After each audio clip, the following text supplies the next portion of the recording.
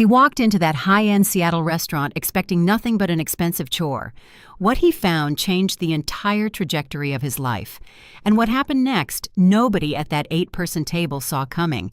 At 35, Liam Vance had buried his idea of romance so deep under heavy layers of routine and single-parent survival that he'd entirely stopped looking for it. Then, his well-meaning friends dragged him to a blind dinner, and across the sleek, dimly lit room walked a woman every other guest couldn't stop whispering about for all the wrong superficial reasons. Elena Reyes, self-made billionaire tech titan cybersecurity mogul, and in that exact microsecond, the most profoundly alone-looking person in the entire building. What Liam did next silenced the judgment in that room. What Elena admitted afterward broke her open completely. And what began as an agonizing dinner nobody wanted to attend became the story neither of them could have ever written. If this story finds you on your feed tonight, hit that like button and drop a comment telling me what city you're watching from. Let's see how far this one travels. The reservation was locked in for exactly 7:30 p.m., and Liam Vance pulled his aging Tesla into the valet lane of L'Etoile at precisely 7:28 p.m. He didn't want to be there. He hadn't wanted to be there when the date was pitched, and he certainly didn't want to be there now.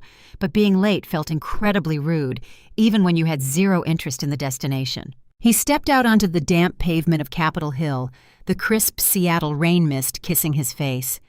He stood outside the glass facade of the restaurant, staring inside.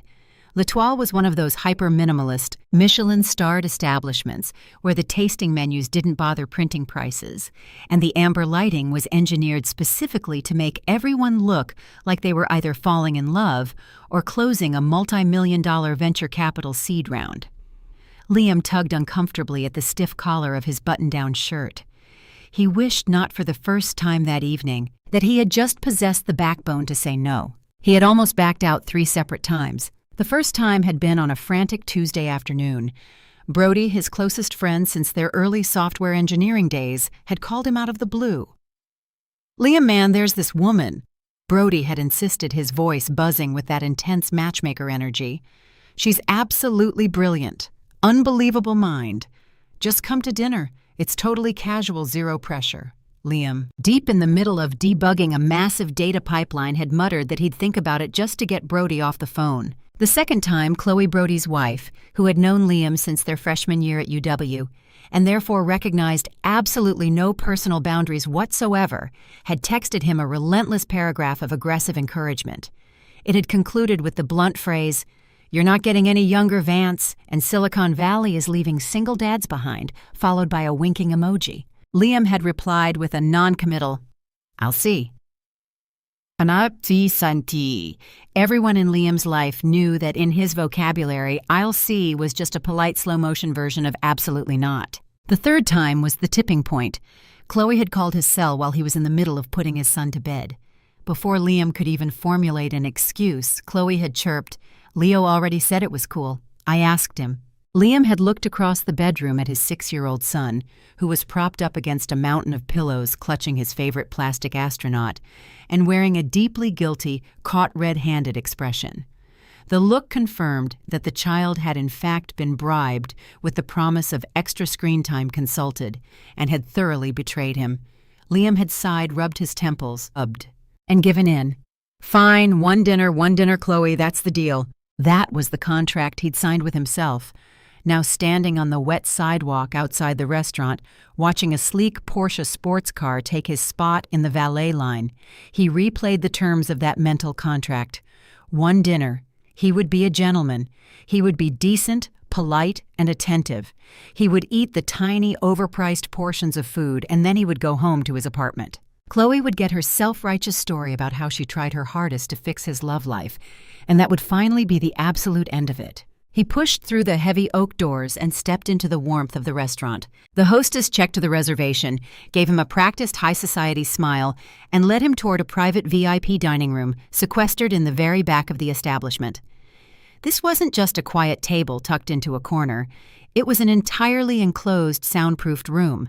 That meant Brody had spent serious, non-refundable money on this evening. It meant Chloe had decided this wasn't just a casual setup, it was an intervention. Liam felt the invisible walls of a social trap closing in on him before he even crossed the threshold. The private room featured a long, polished walnut table meticulously set for 8 guests. 6 of the high-backed leather seats were already occupied. The moment Brody spotted Liam entering the room, he stood up instantly. He crossed the floor with the sheer, unbridled enthusiasm of a man who had clearly been given strict, explicit warnings by his wife not to make the situation weird, and who was subsequently making it completely unmistakably weird. "You actually made it," Brody said, extending a hand and clapping Liam hard on the shoulder. "I told you I would," Liam replied quietly, matching his friend's firm grip. I know, but—" Brody caught his wife's sharp glare from across the room and cleared his throat. "Right. Yeah, let's get you introduced to the crew. Come meet everyone." Liam followed him to the table, bracing himself for the performance. Sitting beside Brody and Chloe were 2 other couples who immediately radiated the distinct polished aroma of Seattle's upper-crust tech and real estate elite. There was Carter and Julianne, a power couple duo in luxury residential brokerage, whom Liam vaguely remembered meeting at a charity tech gala 2 years ago. Then there was a man named Julian, a sleekly dressed hedge fund manager who kept checking his Audemars Piguet watch with a practiced flick of his wrist. A movement designed to ensure everyone noticed the timepiece cost more than Liam's entire vehicle. Next to Julian sat his new girlfriend, a woman whose name Liam immediately forgot because she was already mid-sentence, loudly describing an exclusive high-end wellness retreat in Aspen, and Liam's brain had instinctively shut off its listening filters. But as Liam scanned the table, his eyes anchored on the one detail that mattered. The leather seat directly to his right was completely empty. "She's just running a few minutes behind," Chloe whispered suddenly, appearing at Liam's elbow like a well-dressed ghost. She handed him a crystal glass of sparkling water with a lime wedge, her face wearing the intensely calculated, vigilant expression of a project manager who had invested significant emotional capital into the launch of this evening. "Her name is Elena Reyes. She's absolutely brilliant, Liam. I'm not exaggerating. She's incredibly funny, sharp as a whip, and she doesn't take herself too seriously, even though she has every right to. I just need you to be open-minded, please." "Chloe, I'm here. I'm being open-minded. Thank you," Liam said, keeping his voice smooth and reassuring. She shot him a piercing look that let him know she could read right through his polite defense mechanisms, knowing exactly how skeptical he was about this entire setup. Then she gave his forearm a quick supportive squeeze and glided back to her seat next to Brody. Liam sat down in the heavy leather chair, pulled the crisp linen napkin onto his lap, and picked up the heavy textured menu. He forced his facial muscles to relax, trying his absolute best to look like a man who was entirely comfortable in a room that felt like a gilded cage. The truth was, Liam wasn't socially awkward. He didn't suffer from anxiety at corporate dinners or holiday parties. He wasn't even fundamentally opposed to the abstract concept of meeting someone new. What he was deeply, quietly exhausted by what had been draining him for the better part of 4 long years was the grueling emotional tax of the modern blind setup. It was the specific, devastating combination of manufactured hope and inevitable disappointment. The process of being put under a microscope, evaluated like a piece of legacy software, and forced to perform a highly curated, energetic version of himself that might stand a chance of matching a complete stranger's checklist. He had let Chloe talk him into this twice before over the years. Both times it had dragged out through 2 or 3 painfully polite dates before sputtering out into a mutual lukewarm acknowledgement that there was no spark. That part was fine. It was a normal adult experience. What wasn't fine was the aftermath, the way he would end up sitting in his car in the dark parking lot of his apartment complex afterward, staring at the steering wheel, contemplating the exact architecture of the life he had ended up with, and wondering how the hell it had managed to feel so incredibly small. He was 35 years old. He had a young son he loved more than life itself. He had a rock-solid, respectable career as a senior back-end engineer handling massive infrastructure data pipelines work that wasn't glamorous or trending on tech blogs, but it was steady, honest, and intellectually demanding. He had a modest 2-bedroom apartment where Leo had colonized 90% of the square footage with sprawling Lego kingdoms, stray plastic action figures, and a bizarre collection of smooth beach rocks the boy insisted on keeping for complex reasons Liam never fully understood. He had loyal friends. He had a life. It was a objectively good life, and he reminded himself of that every single day. Yet sometimes he would sit in those quiet parking lots and just think about how deafening the silence of his life actually was. He was halfway through his second glass of sparkling water and deep into a basket of artisanal sourdough when the heavy oak door to the private room clicked open behind him. Instantly, Liam felt the subtle but unmistakable shift in the room's atmospheric pressure. It was that distinct fractional recalibration of human attention that occurs when a powerful presence enters a space, causing the people already seated to panic slightly, unsure of how to quickly arrange their faces. Liam turned his head. Elena Reyes walked into the room like a woman who had learned a very long time ago that the only way to enter a place full of people who had already made up their minds about her was to walk in like she owned the title deed to the building. She was 28 years old, a detail Liam would discover later. She stood about 5 feet 9 inches in sensible block-heeled designer shoes that favored utility over performance. She wore a tailored black velvet dress that was elegant, structurally flawless, and undeniably expensive, not in the loud, obnoxious way that screamed for attention, but in the quiet, heavy way that fabric behaves when it is chosen by someone who possesses genuine refined taste rather than just an oversized bank account. Her dark hair was pulled back sharply at the sides, cascading loose and wavy at the ends. She carried a minimalist leather clutch in one hand and her titanium iPhone in the other. Her thumbs were flying across the screen, finishing a derrick-sized command chain of text before she finally looked up. And when she did look up, her expression was perfectly composed, immaculately polished, and carefully, deliberately neutral. She was a distinctly large woman. That was the plain, unvarnished physical fact of it. It wasn't a hidden secret. It wasn't a tragedy. And it certainly wasn't a flaw. It was just a fact. Elena Reyes possessed a tall, broad, commanding frame that refused to be minimized.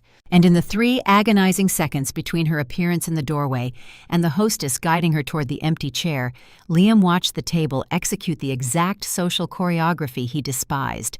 It was the fractional adjustment of bodies, the micro-expression of an exchanged glance between Julian and his Aspen-obsessed girlfriend, the very small, highly deliberate way that Julianne straightened her posture and pulled her elbows inward as if bracing herself for an intrusion. It was the way Brody, his genuinely good friend, looked briefly at Chloe, with a fleeting expression that wasn't explicitly cruel, but was definitely far from nothing. Liam looked up at Elena Reyes, and his brain didn't register a single one of those superficial metrics. What he saw was a woman walking across a high society dining room, with her shoulders square, her chin level, and her face locked in an expression of absolute, unassailable control. But underneath that armor, in the rigid set of her jaw, in the way her thumb pressed white-knuckled against the edge of her phone case, in the millisecond of vulnerability before she reached the table and deployed her professional smile, what Liam actually saw was a woman who was profoundly, utterly exhausted. Not exhausted like she desperately needed a good night's sleep. Exhausted like this was a social gauntlet she had been forced to run 100 times before, would run 100 times again, and had gotten terrifyingly, heartbreakingly good at making look completely effortless. "Elena," Chloe said warmly, her voice pitching up a fraction as she rose from her seat to greet her. "I am so incredibly glad you made it. Welcome." "Of course, Chloe. Thank you for having me," Elena replied. Her voice was surprisingly low, rich, clear, and entirely unhurried. She leaned down slightly to exchange a polite air kiss on Chloe's cheek. "The traffic coming down the I-5 corridor was an absolute nightmare tonight. I completely miscalculated the stadium rush. I really should have cut across the bridge route." "Oh, please, you aren't late at all," Chloe lied smoothly, waving her hand dismissively. "Come sit down. Take a load off. Elena, this is Liam." Elena's eyes shifted, locking onto him. Liam stood up immediately. He didn't hesitate or linger in his chair because his mother had drilled it into his core biology to stand the moment a person approached a table, a habit so deeply ingrained it bypassed his conscious thought process entirely. He smoothed the front of his shirt and offered a genuine smile. "Hi, Liam Vance." There was a sudden flash in Elena's dark eyes when he stood up to his full height. It was something quick, reflexive, and almost entirely imperceptible, like she had anticipated a completely different reaction from her designated blind date and had to quietly, rapidly rewrite her internal script. Then the flash vanished, replaced by her polished exterior. She extended her right hand, and her grip was firm, direct, and completely devoid of hesitation. "Elena Reyes, I'm truly sorry for keeping everyone waiting, Liam." "You didn't," Liam said, checking his wrist out of habit. 7:36 p.m. In Seattle, traffic conditions that's practically 15 minutes early. Elena looked at him for a second.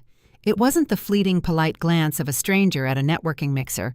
It was a real analytical look, assessing the sincerity behind his words. "I always appreciate a man who respects the precision of a clock." "Occupational hazard," Liam replied, gesturing for her to take her seat before he sat back down beside her. "I optimize back-end data pipelines and infrastructure timelines. My entire life is measured in milliseconds." "What exactly does that mean on a day-to-day basis?" she asked, leaning in slightly as she settled her clutch on the table. "Mainly enterprise cloud migration and large-scale data flow," Liam explained, keeping it light. "Essentially, I figure out exactly how long a massive technical transition will take. I build a bulletproof timeline, I present it to the executives, they completely ignore it, and then 6 months later it turns out I was entirely right. Then I just sit there quietly." Something moved across Elena's face. It was quick, startled, and entirely against her will. It wasn't quite a full smile yet, but rather the beautiful, sudden architecture of one. "That sounds incredibly frustrating." "It used to be," Liam admitted, turning his chair a fraction of an inch toward her, "but I've gotten very used to being right quietly. It saves a lot of energy." This time the smile broke through completely. It was small, it happened incredibly fast, and she reached for her water glass immediately afterward, as if she needed something immediate to do with her hands to reestablish her defenses. But it was entirely real. Liam noticed it the exact way you notice a warm light turning on in the window of a house you had assumed was completely dark and empty. With the ice broken, the formal dinner began to unfold the way dinners at L'Etoile always did.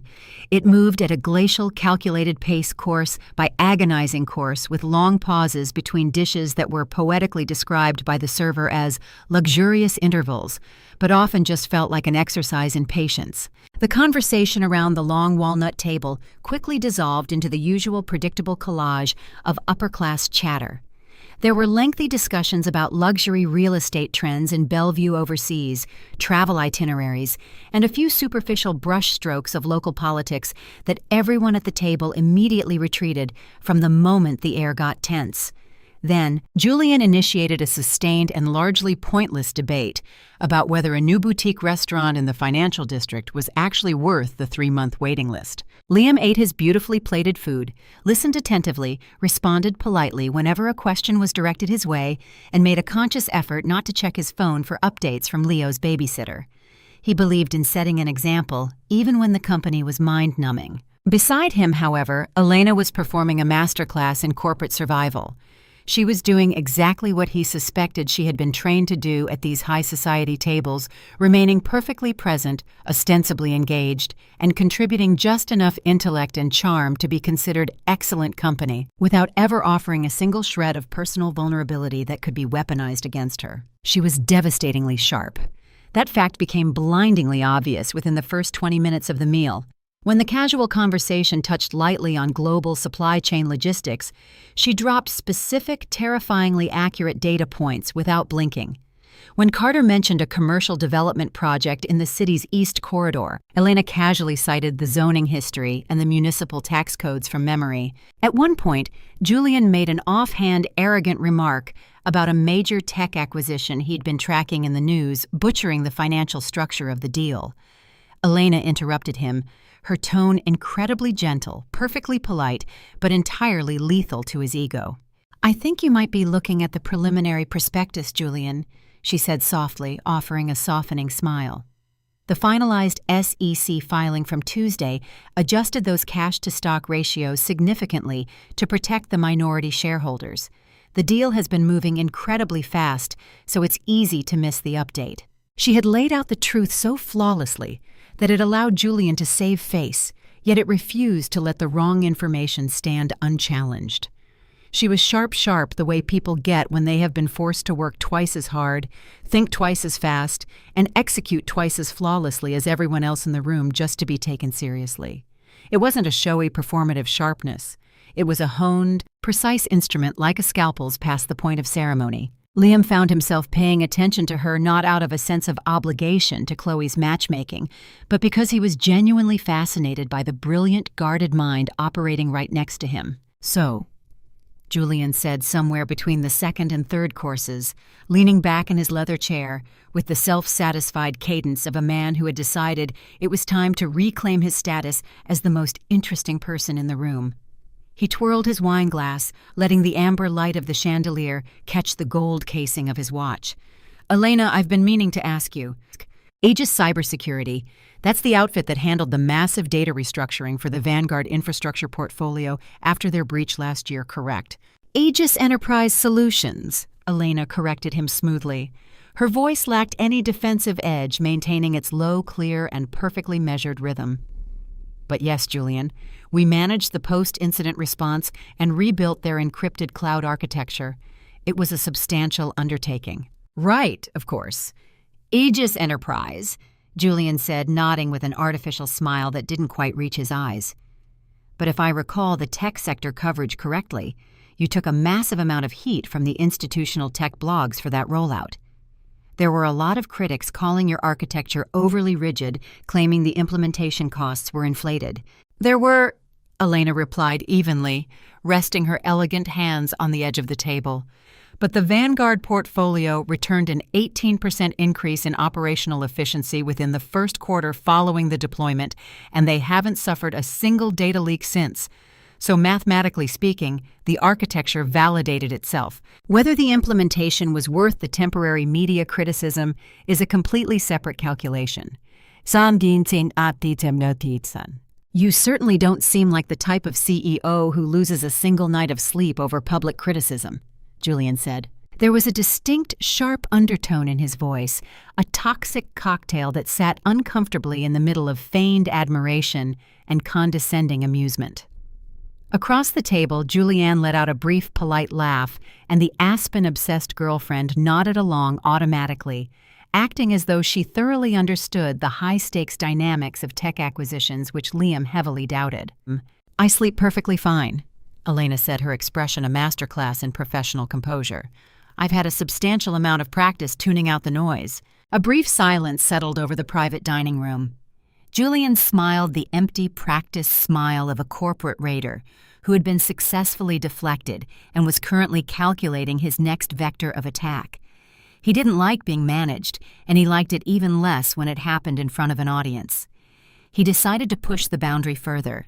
"I imagine that in your position, given how quickly you've risen in the tech world, you have to deal with an incredible amount of people making, let's call them assumptions about you."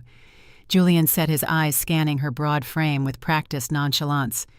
"Everyone in business deals with assumptions, Julian." Elena said, her tone remaining completely flat, though her posture grew imperceptibly stiffer. "Sure, of course, but—" Julian gestured vaguely, his hand cutting an empty, meaningless circle through the air. "You know what I mean. The typical profile of a Silicon Valley or Seattle tech founder is a bit different." The private room grew remarkably quiet. It was that specific suffocating brand of silence that occurs at a dinner party when someone is about to cross an invisible social line, and everyone at the table can feel the train wreck coming, but is too polite or too cowardly to stop it. "I don't actually know what you mean, Julian," Elena said. Her voice was still quiet, still controlled, but it had taken on the cold, solid weight of a frozen river. "Why don't you say exactly what you mean?" A tense beat passed. "I just mean," Julian said, his smile widening slightly as he leaned forward, weaponizing his casual demeanor, "that in a room full of the typical tech crowd, the hyper-marathon runners, the biohacking minimalists who look like they survive on green juice and air, you stand out for multiple reasons. It must introduce some very interesting social and professional dynamics into your boardrooms. It was a cowardly, calculated blow. He hadn't explicitly said the word, but the vague gesture, the contrast with the juice-cleansing minimalists, and the condescending smirk made his intent crystal clear. He was weaponizing her size under the guise of an innocent industry observation, testing her boundaries, trying to see if the billionaire CEO would crumble under a polite insult. The table held its collective breath. Chloe froze with her wine glass halfway to her lips. Brody suddenly developed an intense interest in the label of his Pinot Noir. Liam set his heavy silver fork down against the porcelain plate with a small, sharp click. He had been watching the entire exchange from the moment Julian opened his mouth, and he recognized the ugly anatomy of the insult immediately. It was the specific, cowardly social cruelty of the almost said the insult dressed up as intellectual curiosity, the malicious boundary test disguised as casual conversation. He had seen tech bros like Julian do this before to engineers they thought were beneath them. Liam looked directly across the table, locking his eyes onto Julian. "I think the typical tech crowd stands out in boardrooms for all kinds of reasons, Julian," Liam said. His voice was thoroughly conversational, completely devoid of performative anger or confrontation. It was calm, the specific, unyielding calm of a locked vault. "Elena is obviously the most technically qualified and commercially successful person at this table to speak on those dynamics, which is exactly why you're asking her." Julian blinked, his smirk faltering for a microsecond. "I was just making an observation." "I know," Liam interrupted smoothly, picking his fork back up, "and it's an excellent compliment to her success, I'm sure." Liam delivered the final sentence without looking back at Julian, redirecting his entire attention to his plate. The counterstrike landed with absolute precision, stripping Julian of his plausible deniability and leaving him with nowhere to go without looking overtly malicious. Across the table, Chloe had gone completely rigid. Julianne turned her head away sharply, pretending to look at a piece of abstract art on the wall. Elena was looking at Liam. He didn't look back at her right away. He took a slow, deliberate bite of his entree, chewed, swallowed, and then turned his head to meet her gaze. Her expression was something he couldn't entirely decipher. It wasn't simple gratitude, and it wasn't pure surprise.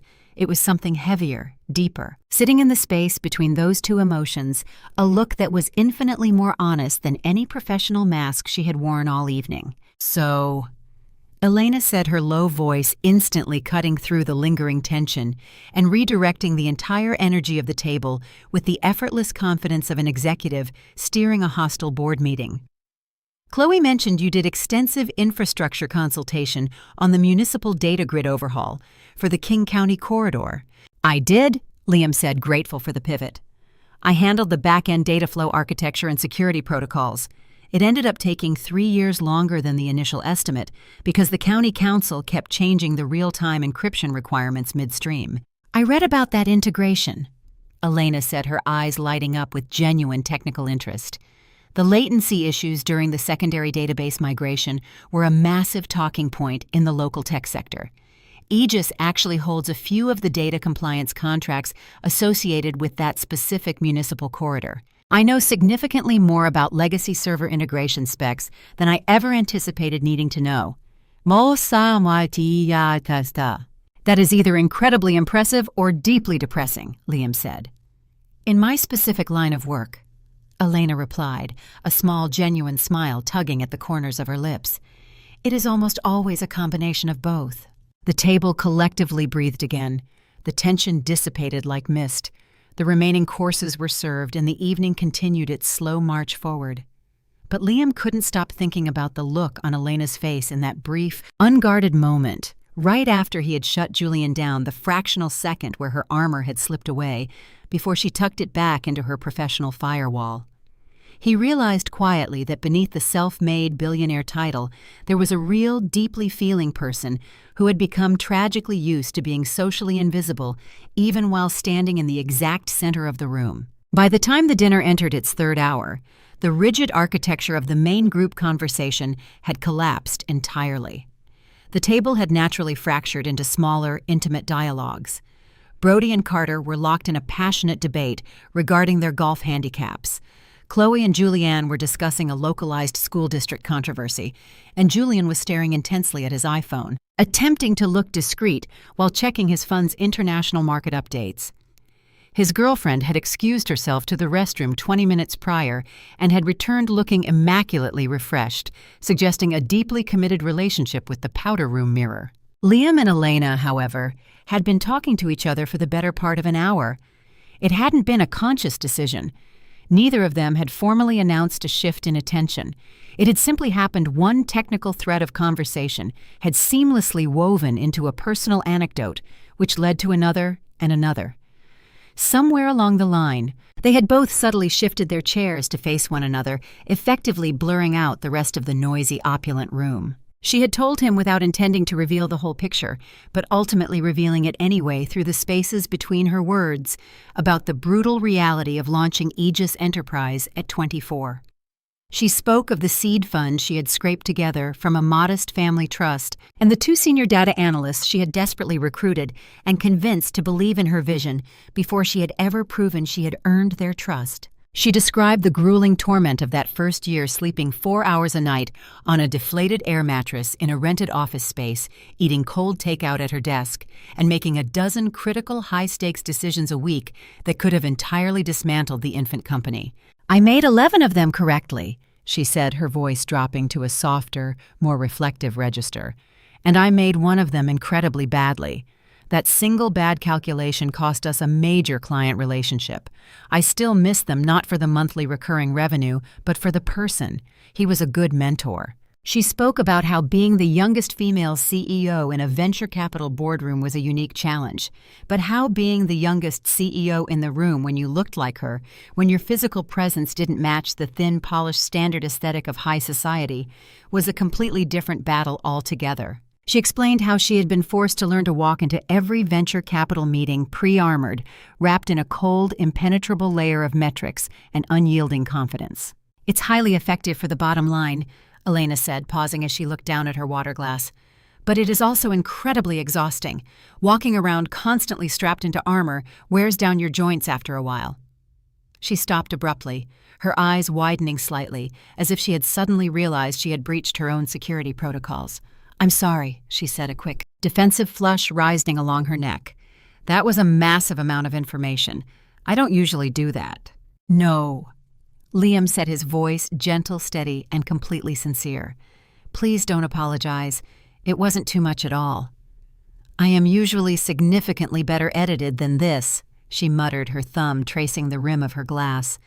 Liam looked at her, his expression warm. "Maybe the editing gets tiring too." "Tiring doesn't even begin to cover it," Elena said softly. She stared down at her glass for a long moment, watching the tiny bubbles of carbonation rise to the surface and pop before she finally looked back up at him. The defensive flush on her neck hadn't completely faded, but the panic in her eyes had been replaced by a quiet, calculating stillness. "It's more like an operating system that runs constantly in the background, consuming 90% of your CPU capacity just to keep the interface looking normal. You don't even realize how hot the processor is running until someone asks you a completely unedited question. I know a thing or two about heavy background processes," Liam said, a slow, understanding smile spreading across his face. "They tend to burn through the battery life before the day is even half over." She let out a short, genuine laugh, a sound that was richer and looser than the practiced chuckle she had deployed earlier for Chloe's benefit. "Exactly. And there are no charging stations in a venture capital boardroom, believe me." Liam leaned his forearm against the edge of the walnut table, shifting his weight so he was fully anchored in her direction. The ambient noise of the private room, Brody's booming laugh as he recounted a disastrous golf drive, the sharp clink of Julian's fork against his empty plate, seemed to recede into a dull, low-frequency hum. "How did you do it?" Liam asked. His voice wasn't probing or invasive. It carried the genuine professional curiosity of one engineer looking at another engineer's impossibly complex, beautifully executed piece of architecture. To build Aegis from a 2-person operation into an enterprise-level firm by 28 while carrying that kind of systemic friction, that's not just a matter of working hard, Elena. That requires a completely different level of emotional calculus. Elena's expression softened the hard lines of her professional mask, smoothing out in the dim amber lighting of the restaurant. "You isolate the variables," she said simply, her fingers tracing a neat, invisible line across the linen tablecloth. "That's the secret. You look at every room you have to walk into, and you identify the things you can control versus the things you can't. I couldn't control the fact that the analyst would look at my height and my weight and make a split-second assumption about my discipline or my executive presence. I couldn't control the fact that some old-school institutional investors would see a 24-year-old woman and immediately look past her to find the nearest man in a suit. She paused, her eyes locking onto his with an intensity that felt entirely electric. But I could control the data, she continued, her voice dropping to a low, fierce whisper. I could make sure my encrypted cloud architecture was so flawless, so mathematically undeniable, that rejecting my proposal would look like absolute negligence to their shareholders. I became the smartest person in every single room by a margin so wide it made their assumptions entirely irrelevant. It didn't make them like me, Liam. It didn't make them comfortable with me, but it made them buy from me. And in the tech sector, market share is the only apology that actually counts. It sounds like a lonely way to win, Liam said quietly. The words left his mouth before his internal filter could intercept them. It was a dangerously honest thing to say to a self-made billionaire over an expensive dessert course, and the moment the sentence hung in the air, Liam felt a sudden spike of apprehension.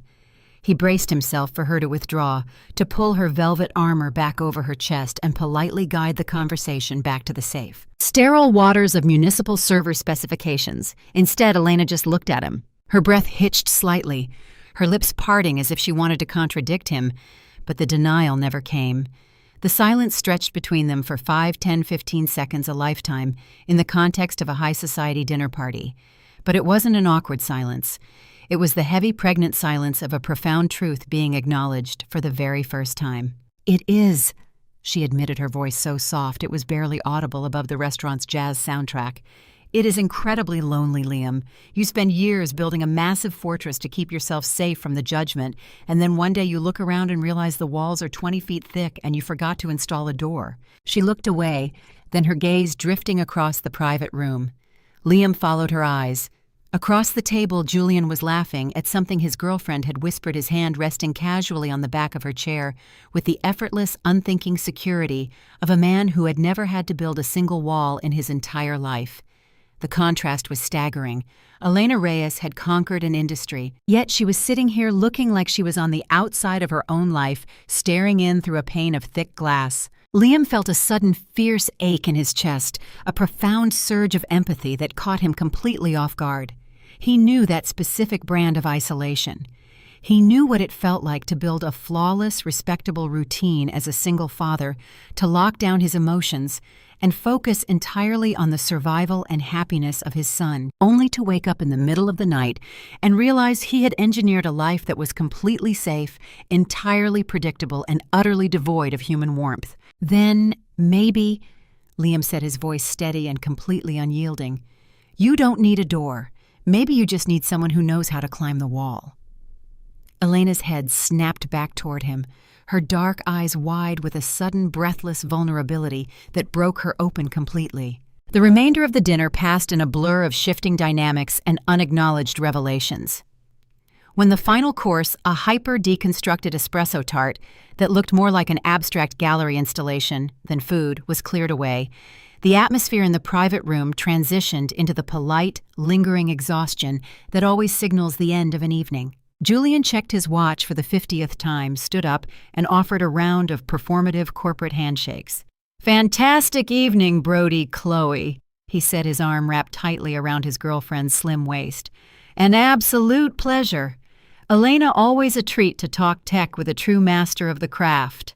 Liam, good luck with those back-end pipelines." Liam shook the man's hand with a neutral smile, letting the subtle insult slide off his back like rain on a windshield. He had no interest in wasting a single joule of energy on Julian's ego. His mind was entirely occupied by the woman sitting right next to him. Within 10 minutes, the private room had emptied out onto the damp Capitol Hill street. Brody and Chloe stood beneath the green canvas awning of L'Etoile, the cool Seattle night air swirling around them as the valet retrieved their vehicles. "Well, that was a spectacular success," Chloe declared, her eyes darting between Liam and Elena with an intense, triumphant curiosity she was doing a terrible job of hiding. She stepped forward, hugging Elena tightly. "Thank you so much for coming, Elena. I know how insane your schedule is." "I'm very glad I made the time, Chloe," Elena said, her voice returning to its smooth, public modulation, though her eyes lingered on Liam over Chloe's shoulder. "It was a wonderful dinner." Brody clapped Liam on the back, whispering a quick, "Call me tomorrow, man," before he and Chloe climbed into their luxury SUV and pulled out into the wet street. Carter, Julianne, and Julian's crew had already vanished into the night, leaving Liam and Elena standing entirely alone under the awning. The valet brought Elena's car first, a sleek, customized obsidian black Lucid Air luxury sedan that purred with silent electric power as it slid into the bay. The vehicle was magnificent, a physical manifestation of her massive success, yet as she stood next to it in her velvet dress, she looked remarkably small against the backdrop of the towering city skyline. She turned to face him, her hands clutching her leather bag tightly against her stomach. The professional firewall was back up, but it looked fragile now, like a piece of code that had been rewritten too many times to hold its structural integrity. "Thank you, Liam," she said quietly. For multiple things tonight. You didn't have to do what you did with Julian." "Yes, I did," Liam said, instantly stepping closer to her, closing the physical distance between them until he could smell the subtle, elegant scent of sandalwood and rain that clung to her. "People like Julian only understand one language, Elena. And besides, I didn't do it just to be polite. I did it because I couldn't stand the thought of someone trying to minimize a mind as brilliant as yours." Elena's breath hitched. She looked up at him through her long dark lashes, her lips parting slightly. "You're a very unusual man, Liam Vance. I'm just an engineer who respects good architecture," he said, his voice dropping to a warm, gentle register. He reached into his coat pocket, pulled out his phone, and opened his contact card. He hesitated for a fraction of a second, his finger hovering over the screen, before he looked back up into her eyes. "Elena, my life is incredibly quiet. It's mostly just data pipelines, Lego kingdoms, and a 6-year-old boy who thinks I'm a superhero because I can open tight jar lids. It's not a billionaire lifestyle, but it's real, and I would really, truly like to see you again, without the private dining rooms, without the high society audience, just you and me, maybe over a completely unedited cup of coffee." Elena stared at the phone in his hand, and for a terrifying moment, Liam thought he had miscalculated. He thought the wall was too high, the security protocols too rigid, the fear of being hurt too deeply embedded in her system for her to take the leap. Then slowly, her white-knuckled grip on her leather clutch relaxed. She let out a long, shuddering breath, a sound that sounded remarkably like a surrender, and reached into her bag to pull out her own phone. "A cup of coffee?" she whispered, her fingers trembling slightly as she tapped her contact information into his device. "No editing, no armor." "That's the contract," Liam said softly. She finished typing, handed the phone back to him, and gave him one final brilliant smile that was completely devoid of any corporate restraint. It was beautiful, open, and utterly human.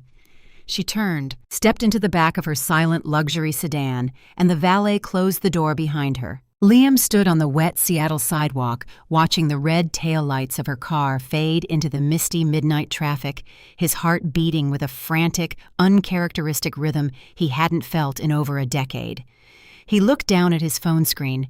Elena's private cell number was locked into his system, a massive security breach in her otherwise perfect fortress. He smiled, pocketed the device, and walked toward his own car, knowing with absolute mathematical certainty that his quiet life was never going to be the same again. The coffee shop Liam chose for the following Tuesday morning was located in a sleepy corner of Madison Valley, miles away from the gleaming glass towers of South Lake Union, where Aegis Enterprise Solutions occupied the top 4 floors.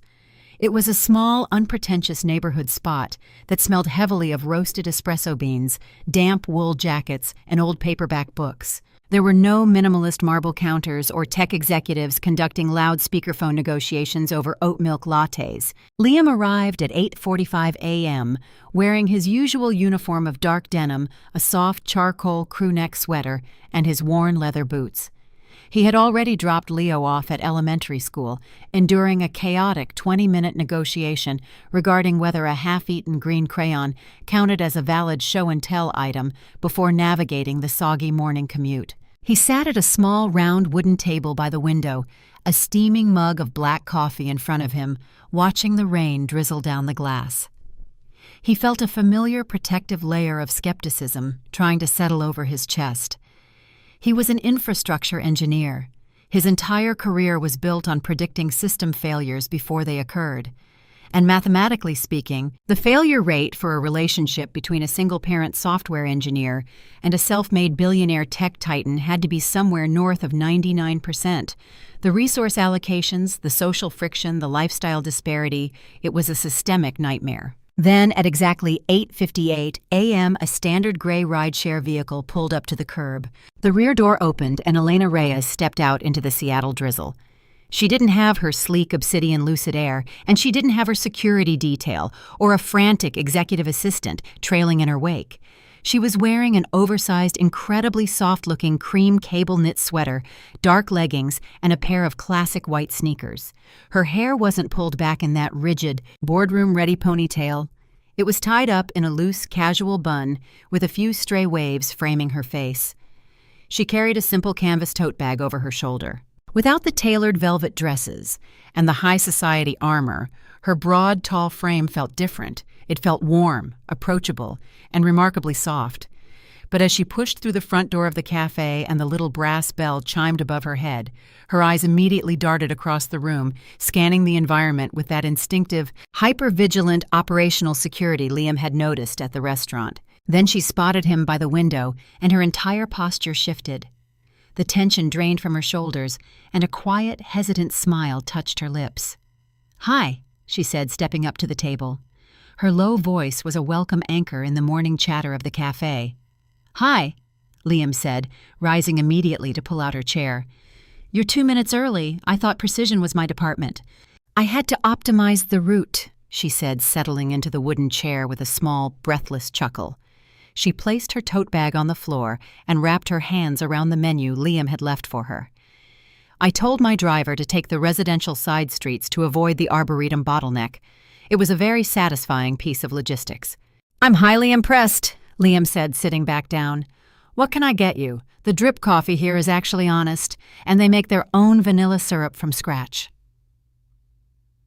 "Just a large black coffee," she said, looking up at him through her dark lashes. "No syrup, no modifications. Let's keep the data clean." Liam smiled, walked to the counter, and returned 2 minutes later with her mug.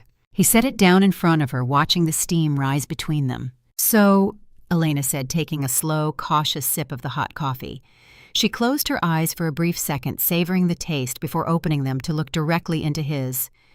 "No editing, no armor. That was the contract, right?" "That's the contract," Liam agreed. "We're in a sandbox environment here, Elena. No production servers, no external users, no public metrics, just raw data." She let out a long, slow breath, her broad shoulders dropping an inch. "Do you have any idea how terrifying that is for someone like me? I've spent the last 6 years of my life communicating exclusively through press releases, board slide decks, and highly calculated legal statements. I don't even think I know how to have a normal, unstructured conversation anymore." "Let's start with an easy variable, then." Liam said, his voice gentle and completely steady. "Tell me about something that has absolutely nothing to do with cybersecurity profit margins or venture capital. Tell me about something you love that makes absolutely zero financial sense." Elena blinked, caught off guard by the prompt. She stared into her black coffee for a few seconds, her brow furrowing as she searched her internal database. Then a genuinely delighted, almost mischievous smile broke through her composure.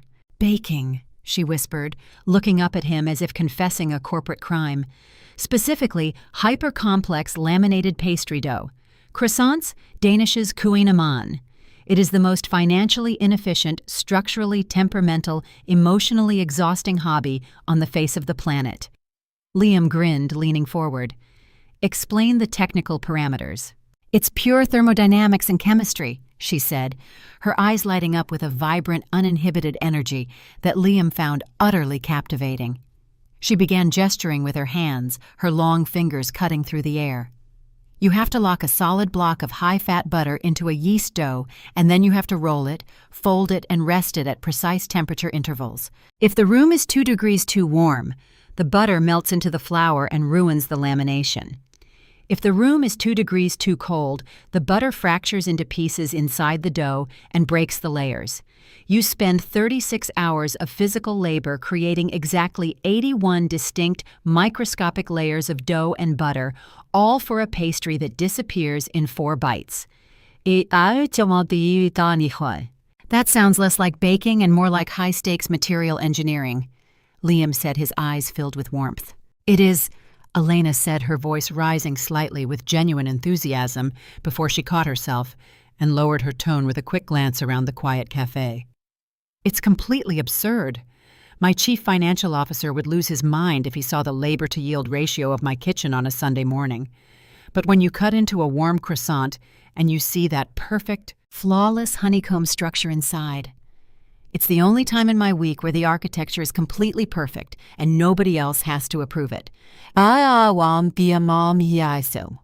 looked at her, really looked at her, and felt the final remnants of his own skepticism dissolve.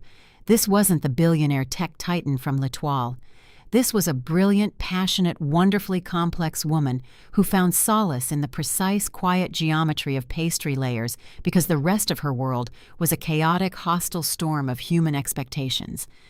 I think, Liam said softly, that is the most beautiful explanation of a pastry I have ever heard in my life. Ta. Elena stopped, her hands resting flat on the wooden table. A soft, genuine blush crept up her cheeks, but this time she didn't look away. She didn't reach for her coffee glass to hide behind it. She just sat there in her cream sweater, broad and beautiful, and completely unedited, letting him see her exactly as she was. "Your turn," Elena said 20 minutes later after she had successfully finished her coffee and half of an artisanal blueberry muffin Liam had insisted on ordering for the table. She wiped a stray crumb from her lip, her dark eyes sparkling with a relaxed, comfortable warmth. The sandbox requires equal data sharing. Tell me about the Lego kingdoms. Tell me about Leo. The moment her lips formed his son's name, Liam felt a sudden profound shift in his internal gravity. He was used to keeping his life as a father entirely separate from his professional and romantic interactions. In the brutal, fast-paced world of the Seattle tech scene, mentioning you had a kid was often viewed as a liability, a flag that signaled compromised availability, divided focus, and an inability to pull 80-hour workweeks. But Elena wasn't asking to evaluate his availability. Her expression was entirely open, filled with a quiet, respectful curiosity that felt completely safe. Leo is the core logic of my entire system, Liam said, his voice dropping to a softer, more intimate register. He reached into his pocket and pulled out his phone, scrolling through his gallery before turning the screen to face her. The image showed a skinny 6-year-old boy with a wild mop of sandy brown hair, missing his 2 front teeth, wearing mismatched dinosaur pajamas and a cape made from a bright blue bath towel. He was standing proudly next to a sprawling, structurally precarious Lego tower that reached all the way to the edge of the kitchen counter.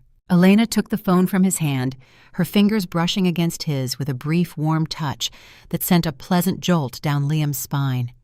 She stared at the photograph, an incredibly soft, tender expression washing over her face. "Look at those eyes," she murmured, her thumb lightly tracing the edge of the screen. "He looks exactly like you, Liam. He has that same quiet focus." "He has my eyes, but he has his mother's imagination." Liam said, a brief, familiar shadow of old grief passing through his voice before he cleared his throat. He doesn't just build structures, he invents entire multi-generational backstories for every single plastic astronaut and medieval knight he owns. Right now, our living room floor is completely colonized by a complex geopolitical conflict between the Space Alliance and a rogue faction of plastic sharks. You can't step anywhere near the sofa without risking severe puncture wounds from a stray Lego brick. Elena let out a soft, melodic laugh, handing the phone back to him. "It sounds like a chaotic infrastructure to manage." "It's a total disaster," Liam admitted, a deep, contented smile spreading across his face. "But it's the best thing I've ever built. When my wife passed away 4 years ago, I thought the entire system had crashed permanently. I didn't think I had the bandwidth to keep the data pipelines running at work and be the kind of father Leo deserved. I thought I was going to fail him every single day." He paused, looking out the window at the rain, his throat tightening slightly. He hadn't spoken about his wife's passing to anyone outside of Brody and Chloe in years. It was an old scar, well-healed, but still sensitive to the touch. Yet sitting here with Elena, the words flowed out of him with an ease that felt entirely natural. "But you didn't," Elena said softly. It wasn't a question. It was a statement of absolute fact. "We survived," Liam said, turning back to look at her. "We built a new routine. We isolated the variables just like you said. I stopped looking for anything else. I stopped looking for romance. I stopped going to mixers. I stopped trying to expand my world. I just locked down the perimeter and focused on keeping Leo safe, happy, and loved. I thought that was enough, I really did." "And is it?" she asked. Her dark eyes were wide, searching his face with a raw, breathless intensity that made Liam's breath hitch in his throat. "I thought it was," Liam said, his voice dropping to a low, fierce whisper as he reached across the small wooden table. He didn't hesitate this time. He laid his palm flat on the table, and after a fractional second of beautiful high-stakes anticipation, Elena slid her hand into his. Her hand was warm, large, and strong, her fingers wrapping around his with an unyielding, desperate grip that felt like an absolute anchor. Until a woman walked into a restaurant last week, looking like the most beautifully solitary person in the world, and completely broke my system open. A single silent tear slipped from the corner of Elena's eye, tracking a slow path down her cheek. She didn't try to brush it away, and she didn't try to deploy her corporate firewall. She just squeezed his hand tighter, her thumb rubbing against his knuckle, her face radiant with a vulnerability that was more powerful than any billion-dollar enterprise she had ever built. "Liam," she whispered, her low voice trembling slightly. "I don't know how to do this. I don't know how to fit into a life that has Lego kingdoms and 6-year-old superheroes. My life is full of boardrooms, hostile takeovers, and people who whisper about me the moment I turn my back. I'm a high-risk variable." "I'm a senior back-end engineer, Elena," Liam said, his smile warm, steady, and completely unyielding as he leaned closer to her across the table. "I specialize in integrating complex high-risk variables into stable infrastructure. We don't need to deploy the whole system today. We just keep testing the data one coffee at a time." Elena looked at him, the rain tapping a soft, steady rhythm against the coffee shop window. And for the first time in 6 long years, the self-made billionaire felt completely safely at home. The true test of any complex infrastructure doesn't happen in a sterile sandbox environment. It happens when you push the code live and introduce the most unpredictable variable of all. For Liam, that variable was a 45-pound 6-year-old with an intense obsession with planetary rotation and a blatant disregard for high society boundaries. The Saturday afternoon sun had finally broken through Seattle's stubborn gray canopy, washing Liam's modest Capitol Hill apartment in a rare golden warmth. The living room was as predicted an active war zone. A massive, sprawling network of blue painter's tape intersected across the hardwood floor, dividing the rug into the Galactic Alliance sector and the Shark Trench. At exactly 2:00 p.m., the building's intercom buzzed. Leo, who had been mid-sentence explaining why Saturn's rings were secretly made of cosmic cotton candy, froze. His eyes widened into dinner plates. "Is that her? Is that the computer queen?" "Her name is Elena Budd," Liam said, checking his own reflection in the hallway mirror with a sudden uncharacteristic spike of adrenaline. He was wearing an old flannel shirt and jeans. He had deliberately told Elena to wear whatever she was most comfortable destroying with washable marker. "And remember what we talked about. We treat her like a normal guest. No throwing astronauts at her feet to test her reflexes." "Fine," Leo muttered, crossing his small arms, though his entire body practically vibrated with curiosity. Liam pushed the release button and opened the apartment door. A minute later, the elevator at the end of the hall dinged. Elena Reyes stepped out, and Liam felt his chest tighten in the best possible way. She had taken his instructions literally. She was wearing a loose-fitting, faded gray hoodie from the University of Washington dark joggers, and her hair was pulled back into a simple, messy ponytail. She carried a massive, heavy-looking cardboard box under one arm and a brown paper grocery bag in the other. "Am I late?" she asked immediately, her low voice laced with a breathless, vulnerable anxiety that Liam had never heard from her before, not even when discussing multi-million-dollar data breaches. The elevator took an eternity, and I think I misjudged the weight of this box. "You are precisely on time," Liam said, a warm, reassuring smile breaking across his face as he stepped forward to relieve her of the heavy cardboard box. "And what on earth is this? An infrastructure upgrade?" She whispered, her dark eyes flashing with a playful hint of her corporate confidence.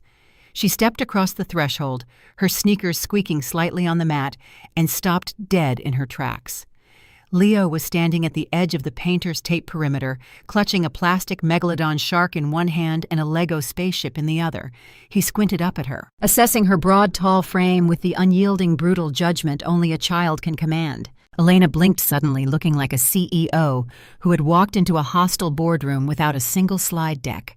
She slowly lowered herself down, dropping to one knee on the hardwood floor, so she was at eye level with the boy. The heavy gray hoodie pooled around her knees. "You must be Leo," she said, her voice dropping to that soft, rich register she used when she was being entirely real. "I'm Elena. I brought reinforcements." She reached into the brown paper bag and pulled out a giant commercial-sized block of high-quality professional-grade modeling clay. Leo's jaw dropped. "Is that the industrial kind? The one that doesn't dry out when you leave it under the couch?" 81 layers of structural integrity," Elena said, deadpan matching the boy's intense seriousness. "Perfect for building defense bunkers against rogue aquatic factions. I also brought a thermal blueprint of the solar system, but I figured we should secure the perimeter first." Leo looked at the clay, then looked up at Elena's face, and then looked at his father. The evaluation process took exactly 3 seconds. "She can stay," Leo announced, dropping his plastic shark and snatching the clay from her hands. "But she has to sit in the space sector. The shark trench is currently experiencing a high-velocity asteroid storm." Elena let out a short melodic laugh that echoed beautifully off the apartment's modest walls. She looked up at Liam, who was leaning against the kitchen doorframe, watching her with an expression of such pure, unadulterated admiration that it made her cheeks flush a delicate pink. "Congratulations, CEO," Liam murmured, walking over to offer her a hand up. "You just passed the primary user authentication protocol. That's usually the hardest part." "I have never been that nervous in my entire professional life," she admitted, letting him pull her to her feet. Her hand was warm, her grip lingering against his for a fraction of a second longer than necessary before she stepped into the living room, carefully navigating the blue painter's tape lines. The next 3 hours were a masterclass in system integration. Liam watched from the kitchen counter, ostensibly preparing a batch of homemade mac and cheese, but mostly just observing the two most important people in his universe build an entirely new framework together. Elena didn't try to force a maternal persona, and she didn't treat Leo like a corporate underling. Instead, she treated his imaginary world with the exact same intellectual respect she gave to network security protocols. When Leo explained that the Space Alliance was running low on fuel, Elena sat cross-legged on the floor, her broad frame fitting comfortably inside the makeshift space sector, and helped him calculate the trajectory of a supply vessel using a legal pad she pulled from her tote bag. She drew clean, precise geometric diagrams of planetary gravity assists, explaining the mechanics of momentum to a 6-year-old using Lego figures as visual data points. "See this?" Elena said, pointing a long, elegant finger at a sketch of Jupiter. "If the spaceship curves too close to the atmosphere, the gravity pulls it down. But if you hit the angle perfectly right at the apex, it flings you forward like a slingshot. It saves 70% of your fuel capacity." Leo was spellbound. He leaned against her arm, his small shoulder pressed right against her soft gray sleeve, entirely absorbed in her explanation. "Like a cosmic boost." "Exactly," Elena said, looking down at the boy with a soft, incredibly tender smile that made Liam's heart ache with a fierce, protective joy. A cosmic boost. By 5:30 p.m., the living room floor was a beautiful disaster of clay fortresses, paper blueprints, and stray Lego bricks. Leo was yawning openly, his energy reserves finally hitting single digits. "All right, astronaut," Liam said, walking into the living room and scooping his son up off the floor. "Time to wash the cosmic clay off your hands. Dinner's ready." "Can Elena stay for dinner?" Leo mumbled against Liam's shoulder, his eyes already half closed. "She needs to help me configure the secondary thrusters on Mars tomorrow." Liam looked over at Elena, who was currently sitting on the floor, surrounded by plastic toys, a smudge of gray clay on her left cheek, and a few stray hairs escaping her ponytail. She looked thoroughly unedited, completely exhausted, and more beautiful than he had ever seen her. "I can stay," Elena said softly, her dark eyes locking onto Liam's with a quiet, unyielding promise. "If the system administrator allows it." "The system administrator highly recommends it," Liam replied, his voice rich with emotion. As he carried his son toward the bathroom, Liam looked back at the living room. The walls he had spent 4 long years building to keep his small life safe hadn't been breached by force. They hadn't been torn down by a hostile takeover. Instead, a brilliant, beautiful woman had simply walked into the center of his world, sat down on his floor, and helped him redraw the blueprint for a completely new future.